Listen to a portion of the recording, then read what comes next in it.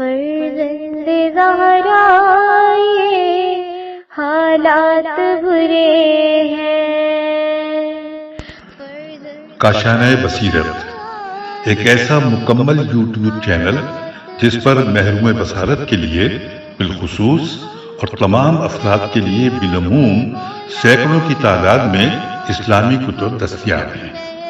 لہذا گزارش ہے کہ آپ اپنی ذمہ داری نبھاتے ہوئے کاشانۂ بصیرت کو سبسکرائب کرنے کے ساتھ ساتھ بیل آئیکن کو پریس کیجیے تاکہ آپ علم کے حصول کے ساتھ ساتھ مذہب اہل بیت کی اشاعت میں بھی اہم کردار ادا کرتے رہیں. کاشانۂ بصیرت. فرزند زہرا یہ حالات برے ہیں. بسم اللہ الرحمن الرحیم. السلام علیکم سامعین. کاشانۂ بصیرت کا یوٹیوب چینل میں سیمی زوار ہم مل کر کتاب پڑھ رہے ہیں آداب اہل منبر، اور یہ ہے ریڈنگ کا پارٹ نمبر 12. ہم نے پچھلی نشستوں میں مطلب اول پڑھ لیا تھا دروغ کے حوالے سے، اور اب ہم اس نشست میں کتاب کے صفحہ نمبر 86 سے ریڈنگ کا آغاز کر رہے ہیں، جس کا مطلب دوم میں عنوان ہے دروغ کی مذکورہ اقسام کے احکام کے متعلق اجمالی اشارہ. یہ کمپلیٹ ہیڈنگ ہے. آئیے اس کی تفصیلات جانتے ہیں. اس میں کچھ اس طرح سے لکھا ہے کہ پہلی تقسیم کا حکم. اب یہاں پہ کیونکہ دروغ کی مذکورہ اقسام کے احکام کے متعلق اجمالی اشارہ یہ ہیڈنگ ہے، تو اب اس میں سب سے پہلے آ گیا ہے پہلی تقسیم کا حکم. لکھا ہے پس مخفی نہ رہے کہ خداوند عالم اور رسول صلی اللہ علیہ وآلہ وسلم و ائمہ طاہرین علیہ السلام پر دروغ باندھنا تمام مسلمانوں کے نزدیک معاصی کبیرہ اور گناہان عظیمہ میں سے ہے، اور اس دروغ سے اجتناب ضروریات دین میں شمار کیا جاتا ہے. بلکہ ابن حجر ہے جیم رے حجر اسقلانی عین سین قاف لام الف نون چھوٹی نے کتاب زواجر زے واو الف جیم رے زواجر میں علماء کی ایک جماعت سے نقل کیا ہے کہ اس قسم کا دروغ کفر کا موجب ہے، اور اس کے علاوہ دروغ جس کا کسی شخص کے ساتھ کوئی ربط ہی نہ ہو ویسے ہی بولا گیا ہو، اس قسم کے دروغ کے بھی گناہ ہونے میں کوئی شبہ نہیں، بلکہ بعض علماء نے اس دروغ سے اجتناب کرنے کو بھی ضروریات دین میں شمار کیا ہے، اور گزشتہ حدیث کا مفاد بھی یہی ہے. اور فقہائے اعظام عین زوئے الف میم فقہائے اعظام کی ایک جماعت نے بھی تصریح کی ہے سواد رے یہ ہے تصریح کی ہے اس قسم کا دروغ کبیرہ گناہوں میں سے ہے، اور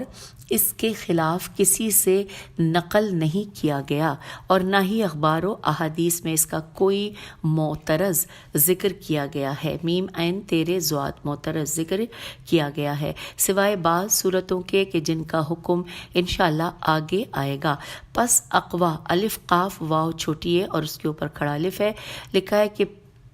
پس اقوا یہ ہے کہ دروغ کی ان تمام اقسام کو گناہان کبیرہ میں شمار کیا جائے. اچھا سامعین، یہاں پہ جو اقوا لکھا ہے ہو سکتا ہے کیونکہ کنارے پہ یہ ورڈ ہے تو کچھ ہو سکتا ہے یہ مٹا ہوا ہو، لیکن بہرحال ہم جو چیز نظر آ رہی تھی وہ بیان کیا ہے، اور اس سے آگے ہو سکتا ہے ہم اس کی اصلاح بھی کر سکیں گے. آئیے اب آگے دوسری تقسیم کا حکم. پہلی تقسیم کا حکم ہم نے پڑھ لیا، اب دوسری تقسیم کا حکم ہے خدا اور خلفائے خدا صلوات اللہ علیہم پر ان کے دینی معاملات میں اور ان چیزوں میں جن کا بیان کرنا صرف انہی سے مختص ہے. دروغ بانی کا بافی نہیں ہے. یہ اصل میں جو فے اور نون ایک جیسا لگتا ہے جب اردو میں یہ اس طرح چھپائی ہوتی ہے. دروغ بانی کا حرام اور گناہ کبیرہ ہونا واضح اور گزشتہ آیات و اخبار کی روح سے یقینی ہے، اور بنا بر اسحا الف سواد ہے، اور اقوا الف قاف واو چھوٹی ہے اور اس کے اوپر کھڑا الف ہے. سامعین یہاں پہ یہ اقوا ہمیں درمیان میں مل گیا تو اس کا مطلب ہے ہم نے وہاں پہ بھی صحیح پڑھا تھا. چلیے اب یہاں پہ دوبارہ پڑھتے ہیں کہ اور بنا بر اسحا اور اقوا ان معصومین علیہ السلام کے دنیاوی امور میں بھی ان پر دروغ باندھنا حرام اور گناہ کبیرہ ہے، جیسا کہ گزشتہ آیات و اخبار سے ظاہر ہے، اور ان کے محض دینی معاملات تک مختص رہنے کی کوئی وجہ نہیں سوائے ایک بعید از قیاس توہم کے، جس کے ذکر کا یہ مقام نہیں۔ اور علامہ ہلی قدس سرا نے کتاب قاف دال سین قدس سرا سین رے گول ہے قدس سرا نے کتاب منتہی اور کتاب تحریر میں اس چیز کی تصریح فرمائی ہے۔ نیز علامہ متاخرین کی ایک جماعت جیسے صاحب مستند، اور یہ جو مستند کا ورڈ ہے یہ انورٹڈ کاما میں صاحب مستند نے، اور شیخ فقیہ نے، فے قاف یہ ہے شیخ فقیہ نے کتاب جواہر اور کتاب نجات العباد نون جیم الف گول تا نجات الف لام عین بے الف دال نجات العباد میں، اور والد علامہ قدس سرا نے کتاب شرح ارشاد میں، بلکہ اس چیز کو ایک گروہ کی طرف منسوب کیا ہے، اور علماء کے سابقہ طبقات میں کسی نے بھی اس کے خلاف نقل نہیں کیا ہے۔ احتیاط اور معصومین علیہ السلام کے احترام کا تقاضا بھی یہی ہے کہ حکم مذکور میں ان کے دین و دنیا دونوں کے امور شامل ہوں۔ اور آگے لکھا ہے واللہ عالم۔ اگلے پیراگراف میں آ گیا تیسری تقسیم کا حکم۔ ہم نے 2 تقسیموں کا پڑھ لیا، تیسری پہ آگے ہیں۔ لکھا ہے تیسری تقسیم کا حکم یہ ہے کہ پس مذکورہ تینوں اقسام کی حرمت اور ان کی وجہ سے روزے کے خراب ہونے کے بارے میں کسی فرق کا نہ پایا جانا ظاہر بلکہ قطعی ہے،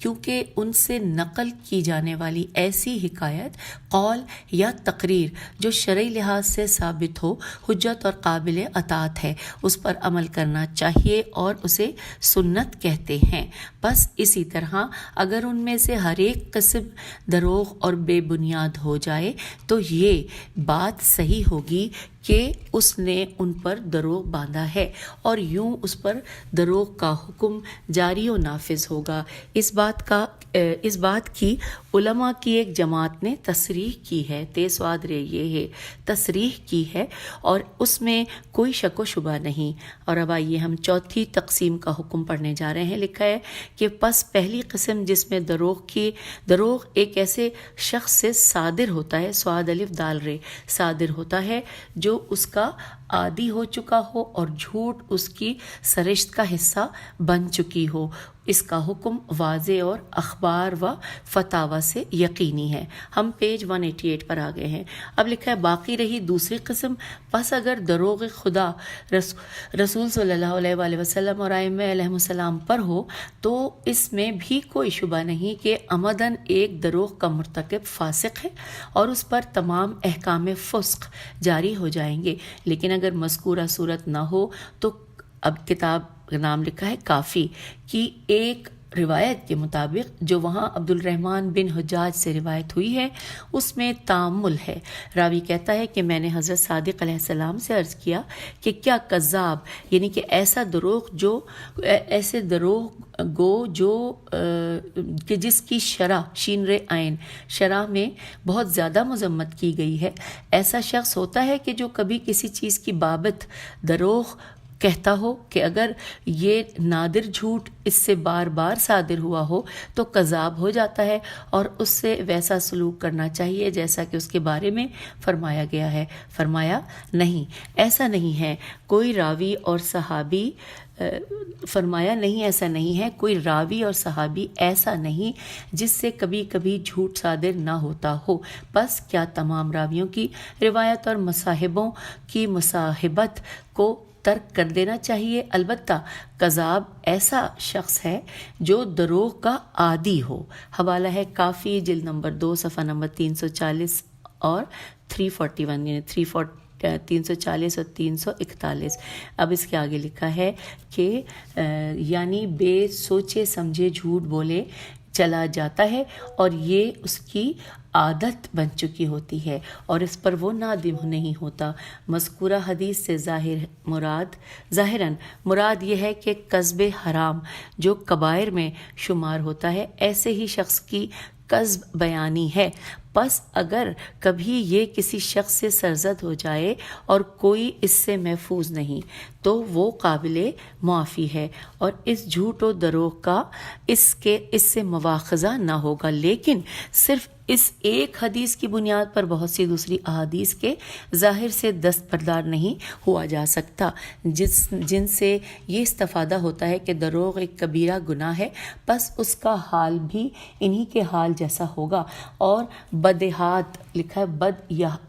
بے دال یہ ہے الف تے، بدہات میں سے ہے کہ ایک بھی گناہ کبیرہ حتیٰ جو بولنے سے متعلق ہو، جس کا محل زبان ہے، جیسے شرک، غیبت، قذف، قاف زال فے قذف اور فتنہ وغیرہ کا گناہ کبیرہ، اور معصیت ہونا اس بات سے مشروط نہیں کہ وہ انسان سے بار بار صادر ہو، بلکہ اگر ان میں سے ایک بھی کسی انسان سے ایک مرتبہ بھی عمدن صادر ہو جائے تو فسق کا موجب ہے، فے سین قاف فسق کا موجب ہے، اور اس پر حد اور تمام دوسرے احکام جاری ہوں گے، اور شرعاً اور عقلاً کذب کی قباحت ان میں سے کسی سے بھی کم نہیں، بلکہ ان میں سے بعض کی نسبت شدید تر ہے، جیسا کہ پہلے ذکر آ چکا ہے کہ شراب سے بھی بدتر اور خبائث کے گھر کی کلید ہے۔ اور بعض علماء کہتے ہیں کہ انورٹڈ کاما کہ شرع مطہر شین رے عین شرع مطہر میں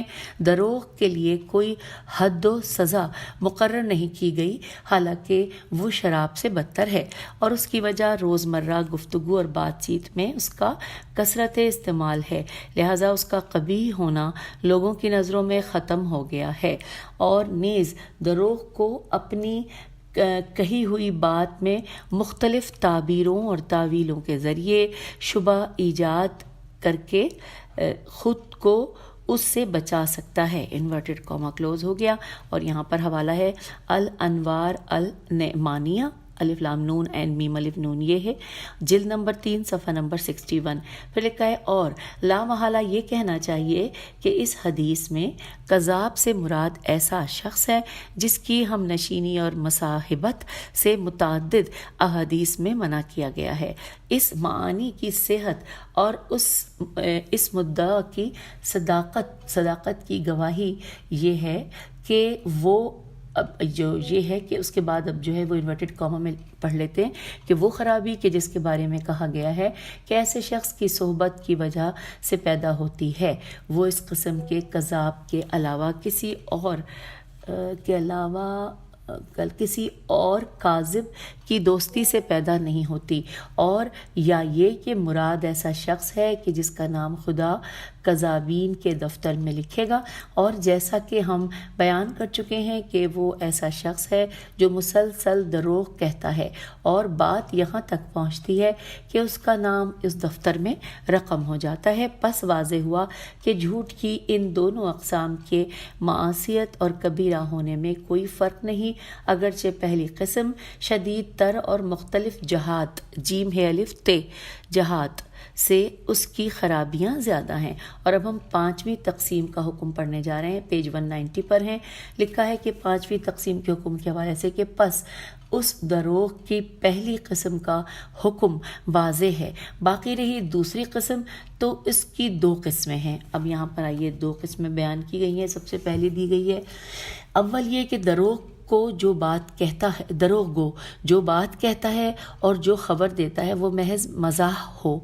وہ اس طرح کہ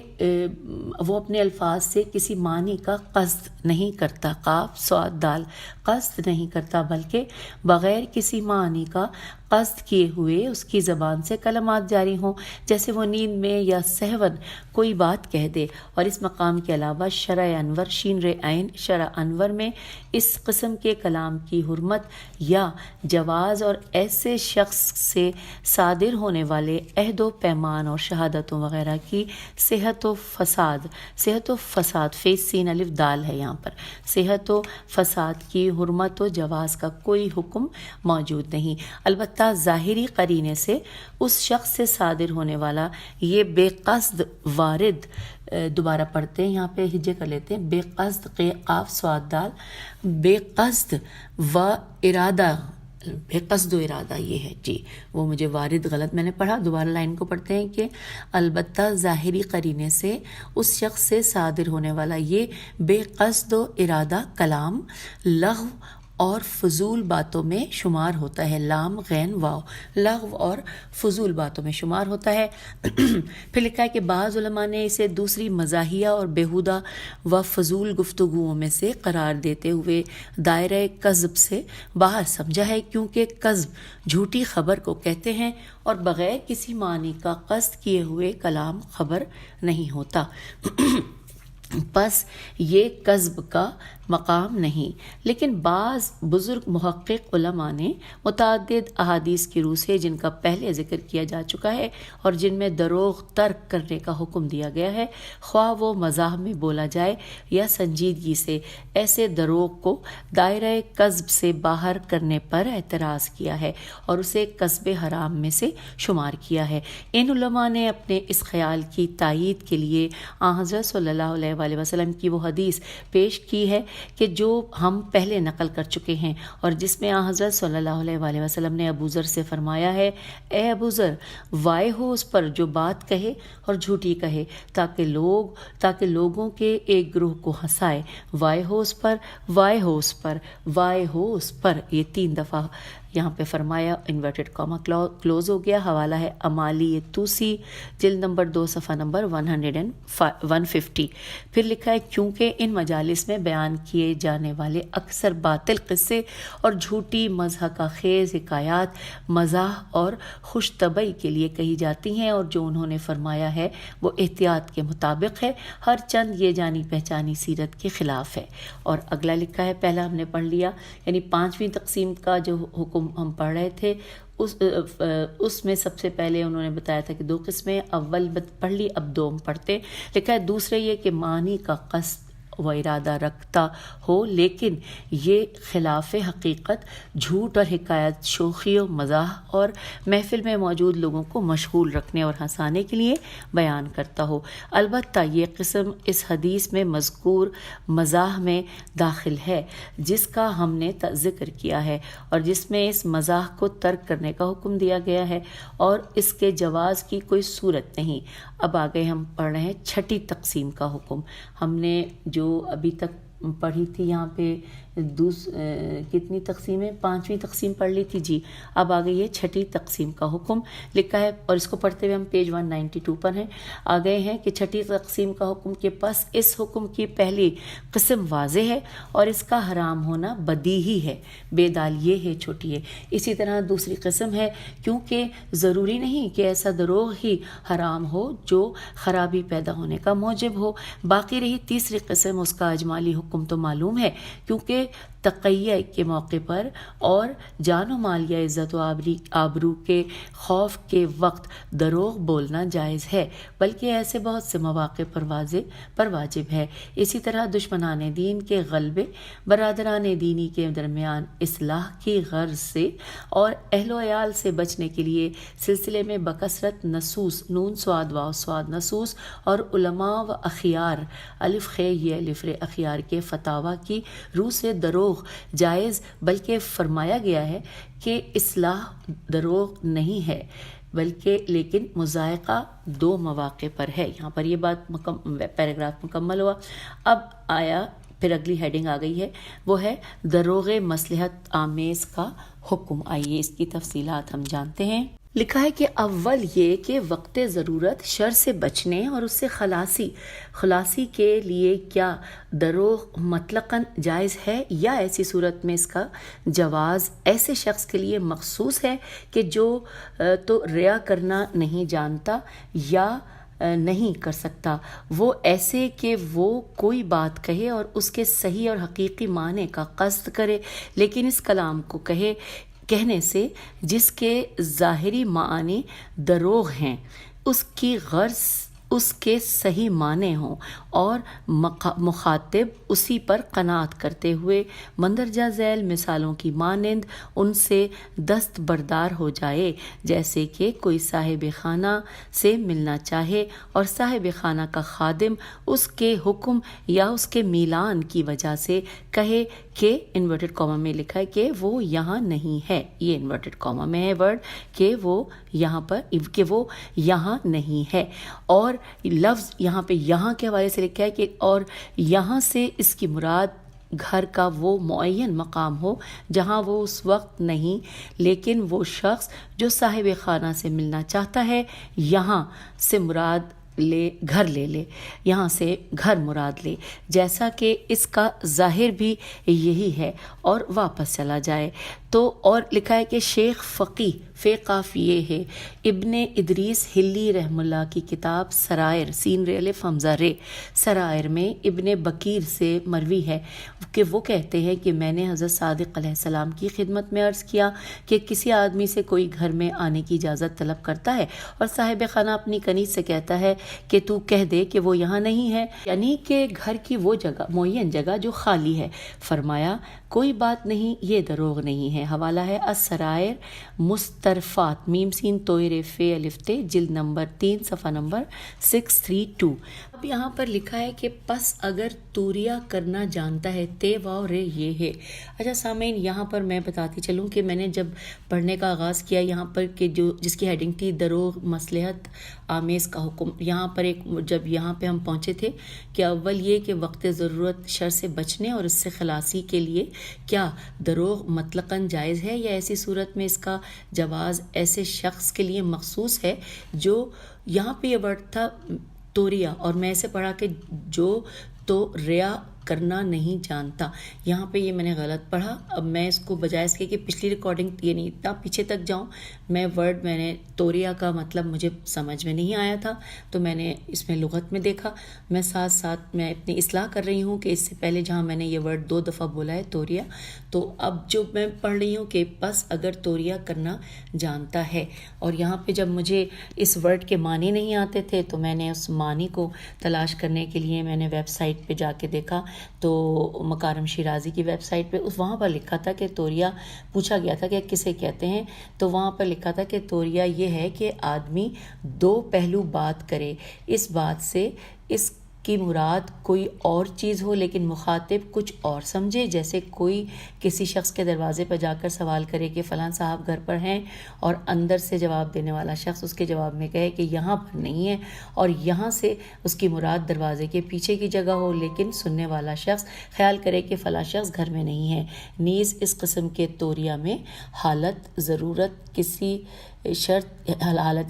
شرط نہیں ہے، اگرچہ بہتر یہی ہے کہ حالت ضرورت کی مراعات کی جائے۔ یہاں پر سامعین میں نے یہ آپ لوگوں کی سماعتوں کی نظر کرنا مناسب سمجھا، کیونکہ میں نے غلطی وہاں پر کی تھی تو میں نے اس کی اصلاح جب اپنی کی تو میں نے سوچا کہ میں آپ لوگوں تک بھی پہنچا دوں۔ تو اب آئیے ہم اس کے بعد یہاں پہ پڑھنا شروع کرتے ہیں۔ لکھا ہے کہ بس اگر توریا کرنا جانتا ہے اور توریا کر سکے تو توریا سے بات کرے اور اپنے آپ کو ضرر اور شر سے بچائے، اور اس مقام پر اس کے لیے دروغ کہنا جائز نہیں ہے، کیونکہ جب وہ توریا کر سکتا ہے تو اسے جھوٹ بولنے کی ضرورت نہیں، اور یہی چیز اکابر محققین کی ایک جماعت کی اختیار کردہ ہے، لیکن اس بارے میں بہت سی آراء ہیں اور اس کا محل و میدان فقہ ہے، اور لہٰذا ہر مقلد کی تکلیف کاف لام یہ تکلیف یہ ہے کہ وہ اپنے اس مجتہد کی طرف رجوع کرے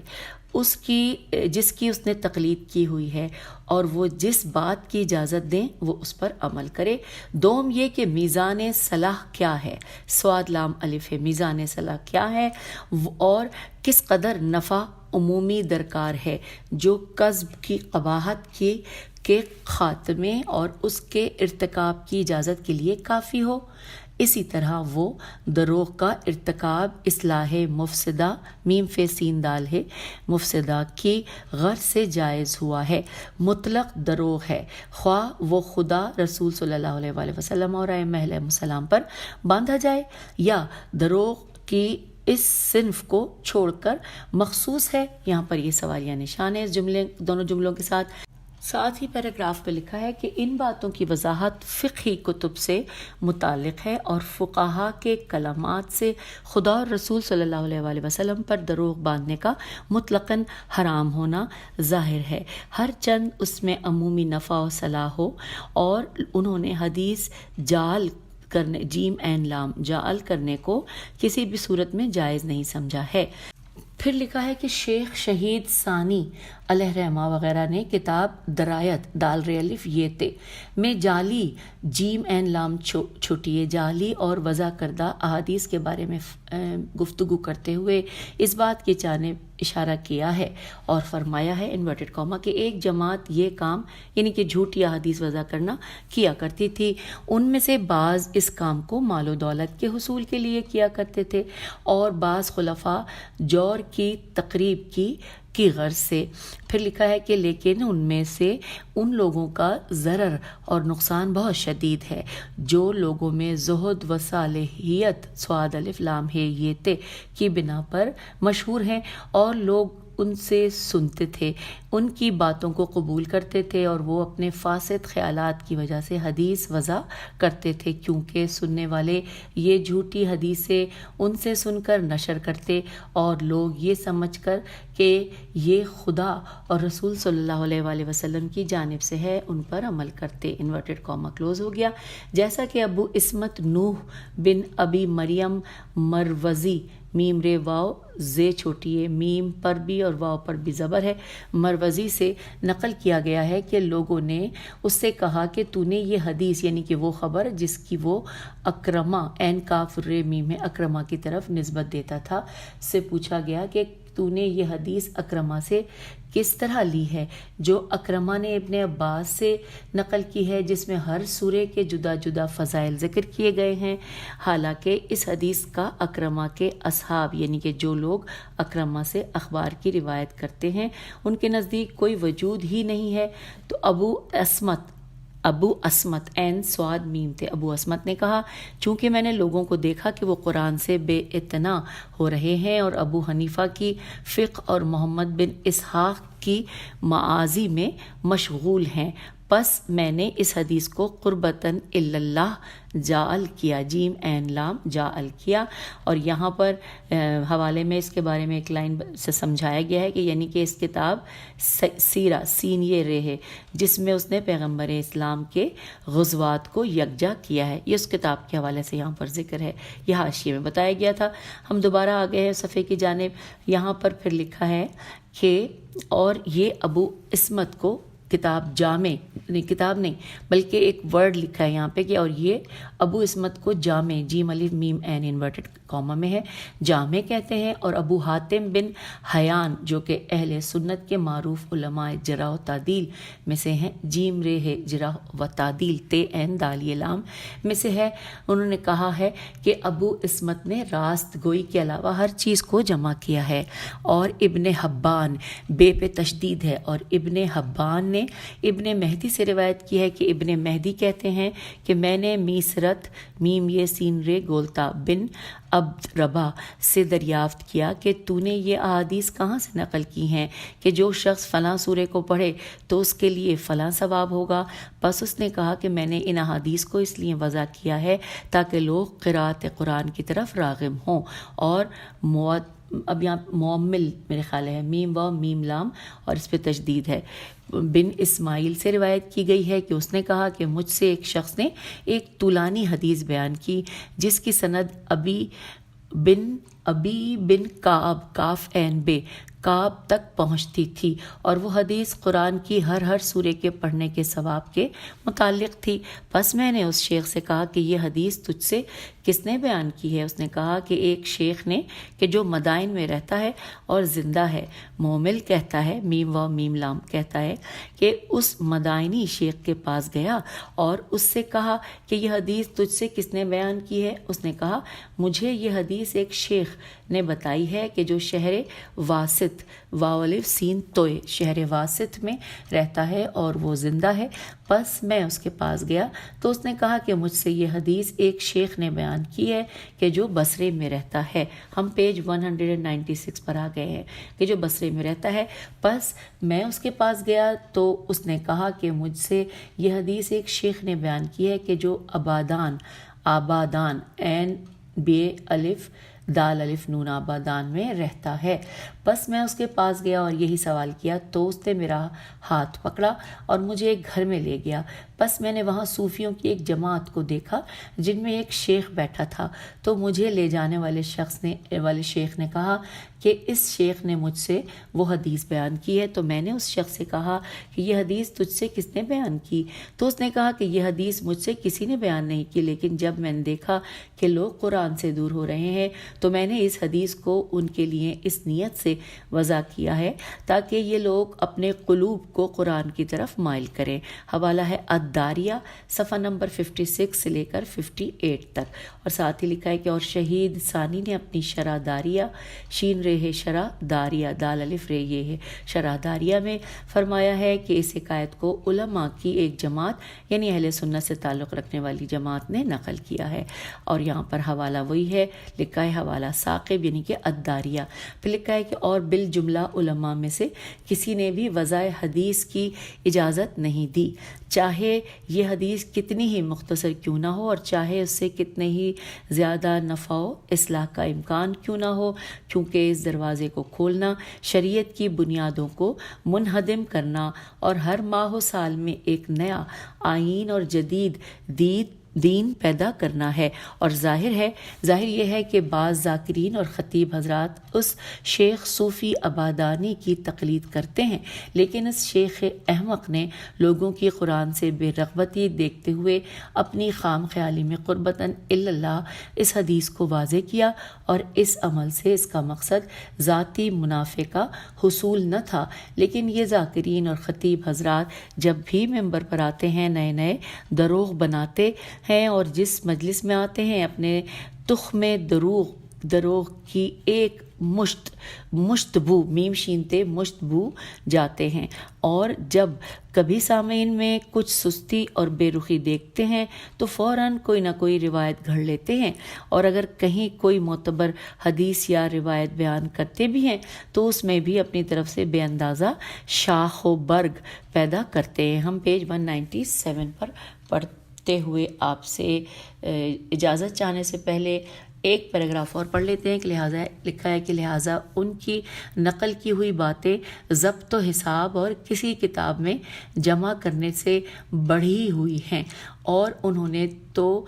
کرام الکاتبین تک کو تعجب و عجز میں مبتلا کر رکھا ہے۔ چنانچہ اخبار و احادیث میں اس چیز کی طرف اشارہ کیا گیا ہے، اور یہ سب کچھ محض معمولی دنیاوی نفع اور زائل ہو جانے والی متاع قلیل کے حصول کے لیے کیا جاتا ہے، اور ان کلمات سے پتہ چلتا ہے کہ بگڑے ہوئے معاملات کی اصلاح کے لیے جھوٹ کا جائز ہونا ان مقامات پر نہیں ہے جہاں خدا، رسول صلی اللہ علیہ وآلہ وسلم اور ائمہ ہدی صلوات اللہ علیہ السلام پر جھوٹ باندھا جائے۔ اس مقام میں جس بات پر تنبیہ کرنا ضروری ہے وہ یہ کہ وہ حکایات اور امثال الف میم سے الف لام جو کہ حیوانات بلکہ نباتات اور جمادات کی زبانی پائی جاتی ہیں، بلکہ اس قسم کی ہزارہا امثال و حکایات بنائی اور